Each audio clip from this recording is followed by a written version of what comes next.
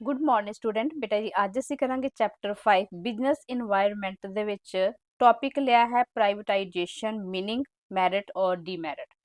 ਸਭ ਤੋਂ ਪਹਿਲਾਂ ਇਹ ਵੇਖਾਂਗੇ ਬੇਟਾ ਕਿ ਪ੍ਰਾਈਵੇਟਾਈਜੇਸ਼ਨ ਦਾ ਮਤਲਬ ਕੀ ਹੈ। ਠੀਕ ਹੈ ਬੇਟਾ, ਜੇ ਅਸੀਂ ਟੀਚਿੰਗ ਲਾਈਨ ਵਿੱਚ ਵੇਖੀਏ ਜਿਸ ਤਰ੍ਹਾਂ ਪ੍ਰਾਈਵੇਟ ਸਕੂਲ ਹੁੰਦੇ ਨੇ ਤੇ ਸਰਕਾਰੀ ਗਵਰਨਮੈਂਟ ਸਕੂਲ ਹੁੰਦੇ ਨੇ, ਤੁਹਾਨੂੰ ਇਹਦੇ ਐਜੂਕੇਸ਼ਨ ਦਾ ਇਹਨਾਂ ਦੇ ਵਿੱਚ ਜਿਹੜਾ ਐਜੂਕੇਸ਼ਨ ਦਾ ਡਿਫਰੈਂਸ ਹੈ ਉਹ ਪਤਾ ਹੈ। ਠੀਕ ਹੈ, ਜਿਸ ਤਰ੍ਹਾਂ ਇੱਕ ਪ੍ਰਾਈਵੇਟ ਟੀਚਰ ਆ ਉਹਨੂੰ ਸਾਰਾ ਦਿਨ ਬਹੁਤ ਜ਼ਿਆਦਾ ਵਰਕ, ਬਹੁਤ ਜ਼ਿਆਦਾ ਐਕਟਿਵ ਰਹਿਣਾ ਪੈਂਦਾ ਹੈ ਤੇ ਬਹੁਤ ਸਾਰੀਆਂ ਐਕਸਟਰਾ ਐਕਟੀਵਿਟੀਜ਼ ਵੀ ਕਰਨੀਆਂ ਪੈਂਦੀਆਂ। ਠੀਕ ਹੈ, ਤੇ ਜਿਹੜੇ ਗਵਰਨਮੈਂਟ ਟੀਚਰ ਹੁੰਦੀ ਉਹਨਾਂ ਨੂੰ ਇਹੋ ਜਿਹੀ ਕੋਈ ਸਿਰਦਰਦੀ ਨਹੀਂ ਹੁੰਦੀ, ਇਹ ਸਾਨੂੰ ਕੋਈ ਇਫੈਕਟ ਨਹੀਂ ਪਏਗਾ, ਉਹਨਾਂ ਨੂੰ ਸੈਲਰੀ ਮਿਲਦੀ ਰਹੇਗੀ। ਈਵਨ ਦੈਨ ਕਿ ਜਿਹੜੇ ਪ੍ਰਾਈਵੇਟ ਟੀਚਰ ਹੁੰਦੇ ਨੇ ਉਹਨਾਂ ਨੂੰ ਪ੍ਰਾਈਵੇਟ ਸਕੂਲ ਵਿੱਚ, ਕਈ ਸਕੂਲ ਮੈਂ ਇਹੋ ਜਿਹੇ ਵੇਖੇ ਨੇ ਜਿਨ੍ਹਾਂ ਵਿੱਚ ਚੇਅਰ ਵੀ ਬੈਠਣ ਵਾਸਤੇ ਟੀਚਰ ਨੂੰ ਨਹੀਂ ਦਿੰਦੇ। ਠੀਕ ਹੈ, ਪ੍ਰਾਈਵੇਟ ਸੈਂਟਰ ਤੇ ਗਵਰਨਮੈਂਟ ਸੈਂਟਰ ਦਾ ਡਿਫਰੈਂਸ ਜਿਹੜਾ ਅਸੀਂ ਟੀਚਿੰਗ ਲਾਈਨ ਵਿੱਚ ਦੇਖਿਆ। ਠੀਕ ਹੈ, ਇਸੇ ਤਰ੍ਹਾਂ ਹੀ ਬਿਜ਼ਨਸ ਵਿੱਚ ਜਿਹੜਾ ਪਬਲਿਕ ਸੈਕਟਰ ਤੇ ਜਿਹੜਾ ਪ੍ਰਾਈਵੇਟ ਸੈਕਟਰ ਉਹਦੇ ਵਿੱਚ ਅਸੀਂ ਡਿਫਰੈਂਸ ਪੜਾਂਗੇ ਤੇ ਇਹੋ ਜਿਹੀ ਸੋਚ ਰੱਖ ਕੇ ਹੀ ਸਾਡੀ ਗਵਰਨਮੈਂਟ ਨੇ ਫੈਸਲਾ ਲਿਆ,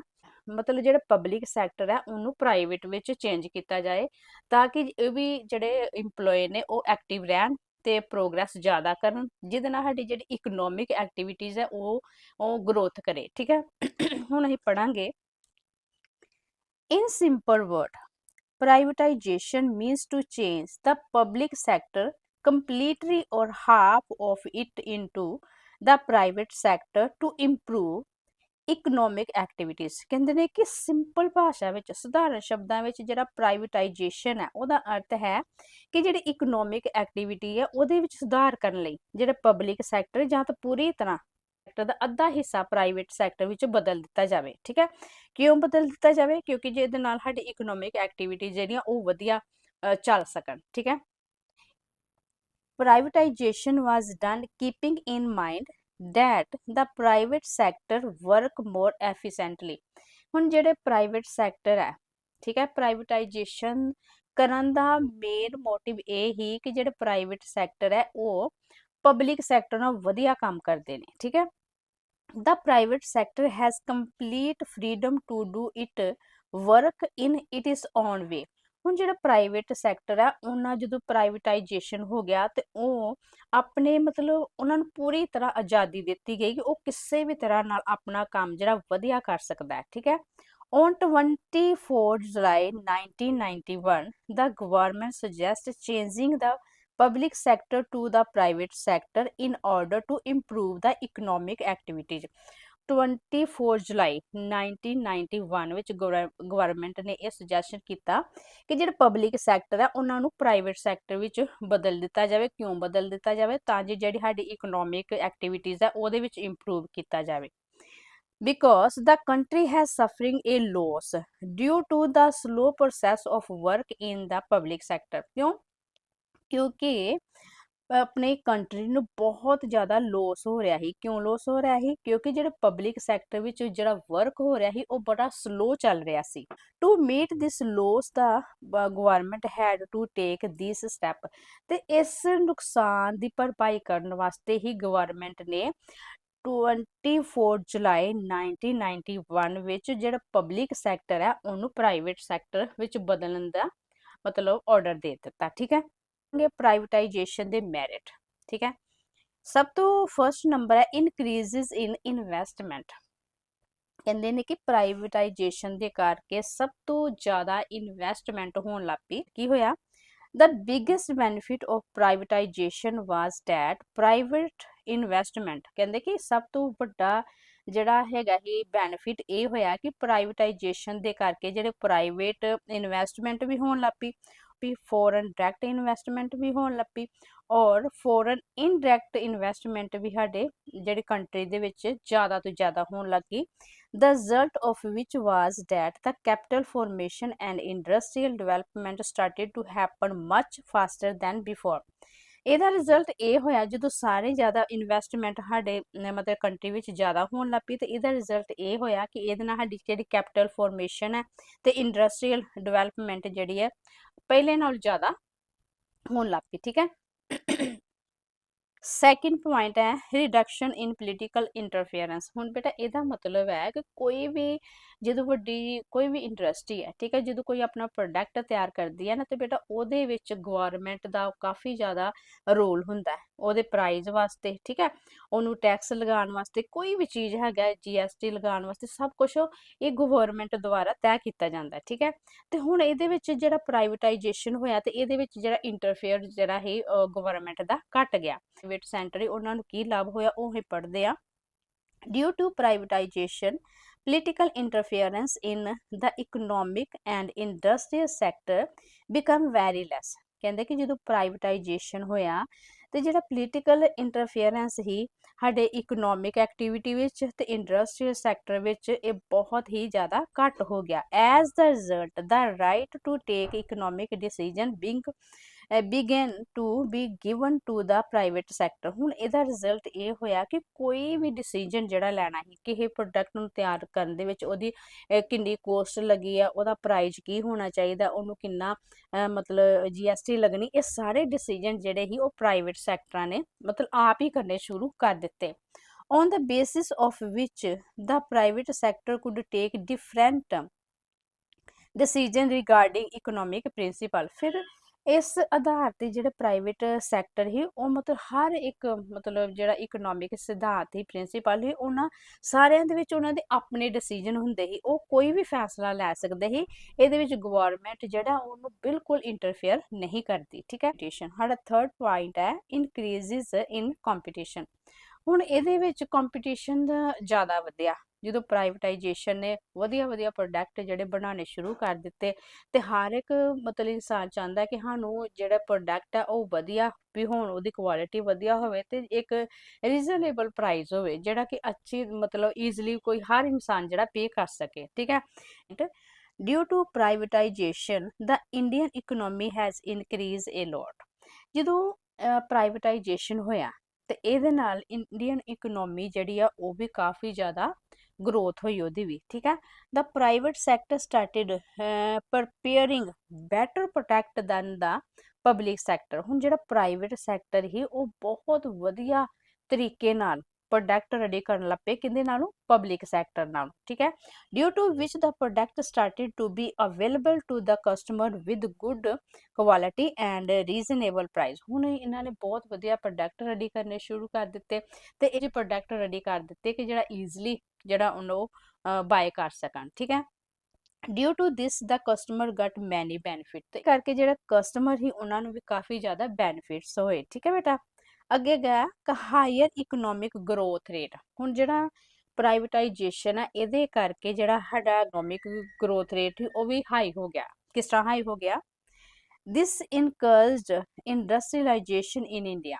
ਕਹਿੰਦੇ ਕਿ ਜਦੋਂ ਪ੍ਰਾਈਵੇਟਾਈਜੇਸ਼ਨ ਹੋਇਆ ਫਿਰ ਹੀ ਗਵਰਨਮੈਂਟ ਦਾ ਇੰਟਰਫੇਅਰ ਘੱਟ ਹੋ ਗਿਆ ਤੇ ਹਰ ਇੱਕ ਨੇ ਚਾਹਿਆ ਕਿ ਇਹ ਵੱਡੀਆਂ ਇੰਡਸਟਰੀ ਜਿਹੜੀਆਂ ਇਹ ਆਪਣੇ ਇੰਡੀਆ ਵਿੱਚ ਖੋਲਣ, ਠੀਕ ਹੈ। ਤੇ ਇਹਦੇ ਨਾਲ ਕੀ ਹੋਇਆ ਕਿ ਇੰਡਸਟਰੀਅਲਾਈਜੇਸ਼ਨ ਨੂੰ ਇਨਕਰੇਜਡ ਹੋਇਆ, ਮਤਲਬ ਉਤਸ਼ਾਹਿਤ ਮਿਲੇ, ਠੀਕ ਹੈ, ਉਤਸ਼ਾਹ ਮਿਲਿਆ ਵੱਡੀਆਂ ਇੰਡਸਟਰੀ ਖੋਲਣ ਵਾਸਤੇ। Due to which the people start getting more and more employment. ਜਦੋਂ ਵੱਡੀਆਂ ਇੰਡਸਟਰੀਆਂ ਖੁੱਲੀਆਂ, ਠੀਕ ਹੈ, ਹਰ ਖੇਤਰ ਦੇ ਵਿੱਚ ਇੰਡਸਟਰੀਆਂ ਖੁੱਲੀਆਂ ਤੇ ਉਥੋਂ ਦੇ ਲੋਕ ਜਿਹੜੇ ਹੀ ਉਹਨਾਂ ਨੂੰ ਜ਼ਿਆਦਾ ਤੋਂ ਜ਼ਿਆਦਾ ਰੋਜ਼ਗਾਰ ਮਿਲਿਆ। Due to industrial production the national income increase. ਹੁਣ export started increasing more and more, ਤੇ ਇਹਦੇ ਨਾਲ ਕੀ ਹੋਇਆ ਕਿ ਆਪਣੇ ਇੰਡੀਆ ਦੇ ਵਿੱਚ ਜਿਹੜਾ ਰੈਡੀ ਕੀਤਾ ਇਹ ਸਮਾਨ ਉਹ ਬਾਹਰ ਵੀ ਜਾਣ ਲੱਗ ਪਿਆ, ਠੀਕ ਹੈ। As a result the high rate of economic development started to be achieved। ਇਸ ਦੇ economic growth rate ਜਿਹੜਾ ਉਹਦਾ ਹਾਈ ਹੋ ਗਿਆ, ਠੀਕ ਹੈ।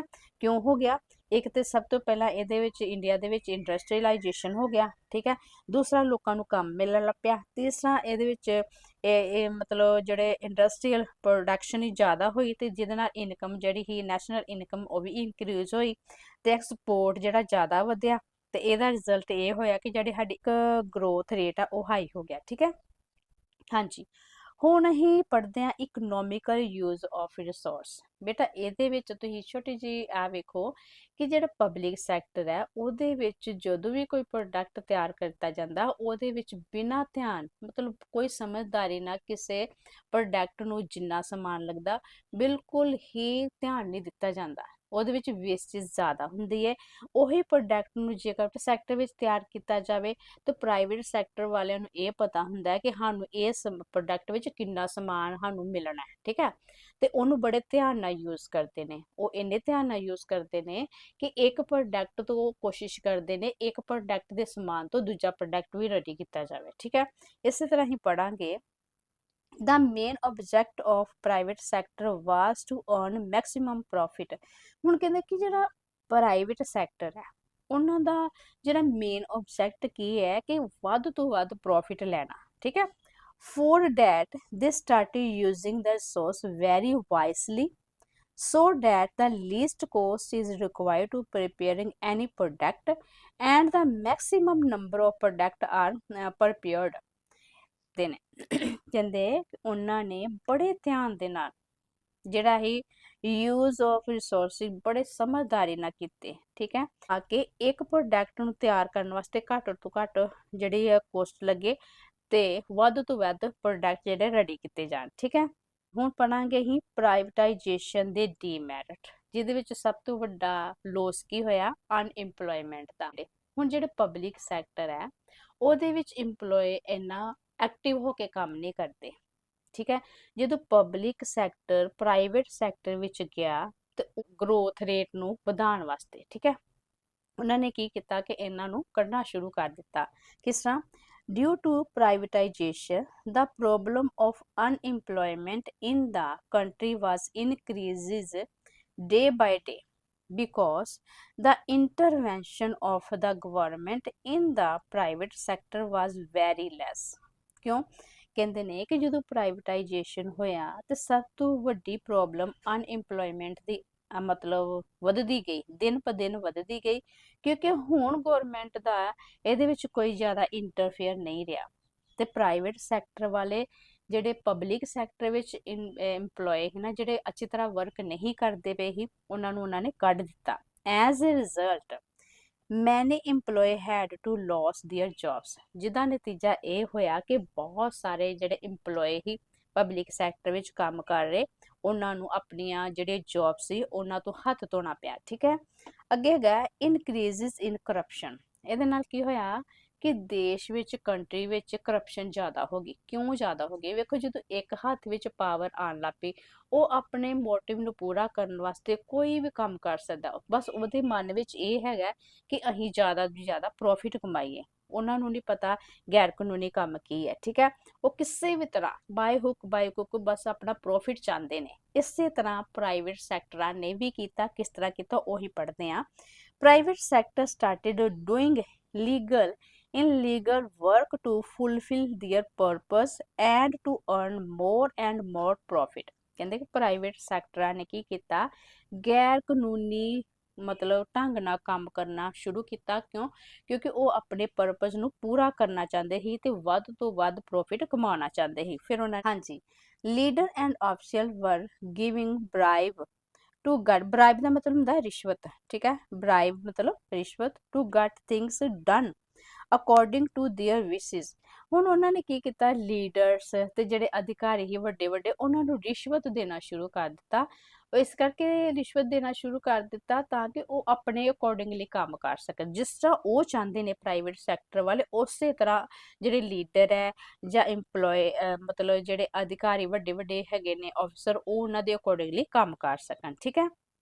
ਫਿਰ ਕੀ ਹੋਇਆ, donation was giving to the political parties to favour them. ਫਿਰ ਉਹਨਾਂ ਨੇ ਪੋਲੀਟੀਕਲ ਪਾਰਟੀ ਜਿਹੜੀਆਂ ਸੀ ਉਹਨਾਂ ਨੂੰ ਵੀ ਡੋਨੇਸ਼ਨ ਦੇਣਾ ਸ਼ੁਰੂ ਕਰ ਦਿੱਤਾ ਤਾਂ ਕਿ ਉਹ ਹਮੇਸ਼ਾ ਉਹਨਾਂ ਦੇ ਫੇਵਰ ਵਿੱਚ ਕੰਮ ਕਰਨ। ਜੇ ਭਾਵੇਂ ਉਹ ਗੈਰ ਕਾਨੂੰਨੀ ਕੰਮ ਕਰ ਰਹੇ ਫਿਰ ਵੀ ਉਹ ਉਹਨਾਂ ਨੂੰ ਸਪੋਰਟ ਕਰਨ, ਠੀਕ ਹੈ।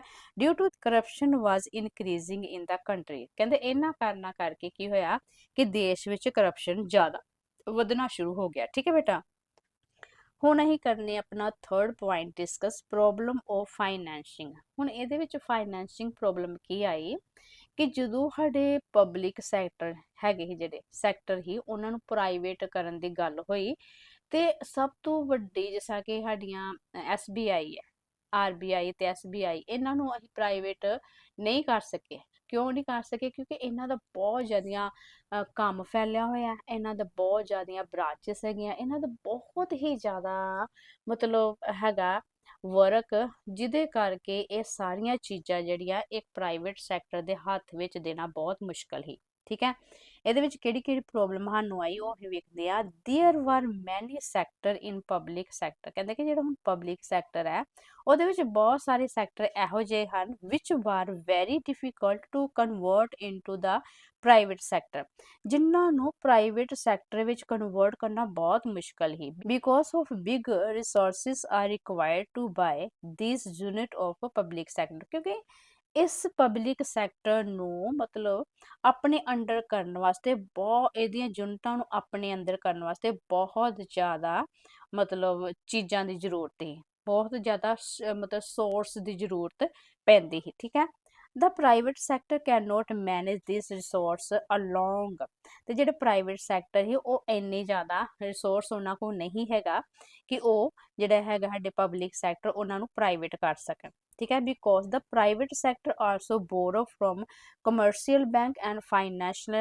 institution, ਕਿਉਂਕਿ ਜਿਹੜਾ ਪ੍ਰਾਈਵੇਟ ਸੈਕਟਰ ਹੈ ਉਹ ਖੁਦ ਜਿਹੜਾ ਹੈਗਾ ਕਮਰਸ਼ੀਅਲ ਬੈਂਕ, ਨੈਸ਼ਨਲ ਇੰਸਟੀਟਿਊਸ਼ਨਸ ਕੋਲੋਂ ਬੋਰੋ ਕਰਦਾ ਹੀ, ਉਧਾਰ ਲੈਂਦਾ ਹੀ। ਠੀਕ ਹੈ, ਇਸ ਕਰਕੇ ਬਹੁਤ ਸਾਰੇ ਬੈਂਕ ਜਿਹੜੇ ਹੁਣ ਕਾਫੀ ਜ਼ਿਆਦਾ ਸਾਡੇ ਜਿਹੜੇ ਸੈਕਟਰ ਆ ਉਹ ਪ੍ਰਾਈਵੇਟ ਹੋ ਚੁੱਕੇ ਨੇ, ਲੇਕਿਨ SBI ਤੇ RBI ਨੂੰ ਕਰਨਾ ਬਹੁਤ ਹੀ ਮੁਸ਼ਕਲ ਹੈ। ਠੀਕ ਹੈ, ਕਿਉਂਕਿ ਪ੍ਰਾਈਵੇਟ ਸੈਕਟਰਾਂ ਕੋਲ ਇੰਨਾ ਪੈਸਾ ਨਹੀਂ ਹੈ, ਇੰਨੇ ਸਰੋਤ ਨਹੀਂ ਹੈ ਕਿ ਉਹ ਇਹਨੂੰ ਆਪਣੇ ਹੱਥ ਵਿੱਚ ਲੈ ਸਕਣ। ਹੁਣ ਅਸੀਂ ਕਰਾਂਗੇ ਆਪਣਾ 4th ਪੁਆਇੰਟ, ਓਪੋਜੀਸ਼ਨ ਬਾਈ EMPLOYEES। ਹੁਣ ਪ੍ਰਾਈਵੇਟਾਈਜੇਸ਼ਨ ਦਾ ਸਭ ਤੋਂ ਵੱਡਾ ਨੁਕਸਾਨ ਕੀ ਹੋਇਆ ਕਿ ਇਹਦੇ ਵਿੱਚ EMPLOYEES ਜਿਹੜਾ ਹੀ ਉਹ ਪੀਸਿਆ ਗਿਆ। ਸਭ ਤੋਂ ਪਹਿਲਾਂ ਉਹਨਾਂ ਨੂੰ ਆਪਣੇ ਜੋਸ਼ ਤੋਂ ਹੱਥ ਧੋਣਾ ਪਿਆ। ਜੇ ਉਹ ਮਤਲਬ ਕੁਛ ਵਰਕ ਦੀ ਜਾਂ ਆਪਣੇ ਹੱਕਾਂ ਦੀ ਗੱਲ ਕਰਦੇ ਹੀ ਤਾਂ ਉਹਨਾਂ ਦਾ ਵਿਰੋਧ ਕੀਤਾ ਗਿਆ ਤੇ ਉਹਨਾਂ ਦਾ ਸ਼ੋਸ਼ਣ ਹੋਣਾ ਸ਼ੁਰੂ ਹੋ ਗਿਆ। ਠੀਕ ਹੈ, ਕਿਸ ਤਰ੍ਹਾਂ?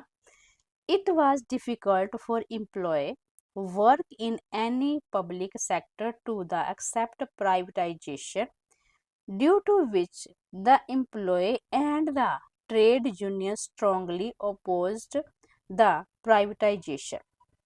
ਕਹਿੰਦਾ ਕਿ ਸਭ ਤੋਂ ਵੱਡਾ ਮੁਸ਼ਕਲ ਇਹ ਕੰਮ ਹੀ ਕਿ ਜਦੋਂ ਸਾਡੇ ਜਿਹੜੇ ਪਬਲਿਕ ਸੈਕਟਰ ਹੈ ਉਹਦੇ ਵਿੱਚ ਕੰਮ ਕਰ ਰਹੇ EMPLOYE, ਉਹਨਾਂ ਵਾਸਤੇ ਪ੍ਰਾਈਵੇਟਾਈਜੇਸ਼ਨ ਨੂੰ ਮਤਲਬ ਸਵੀਕਾਰ ਕਰਨਾ ਬਹੁਤ ਮੁਸ਼ਕਲ ਹੀ, ਜਿਹਦੇ ਕਰਕੇ ਕੀਤਾ EMPLOYE ਤੇ ਟ੍ਰੇਡ ਯੂਨੀਅਨ ਨੇ ਇਹਦਾ ਮਤਲਬ ਕਾਫੀ ਜ਼ਿਆਦਾ ਸਟਰੋਂਗਲੀ ਜਿਹੜਾ ਇਹਦਾ ਵਿਰੋਧ ਕੀਤਾ। ਠੀਕ ਹੈ, when the employee and the trade union demands their rights, the private sector took away their jobs।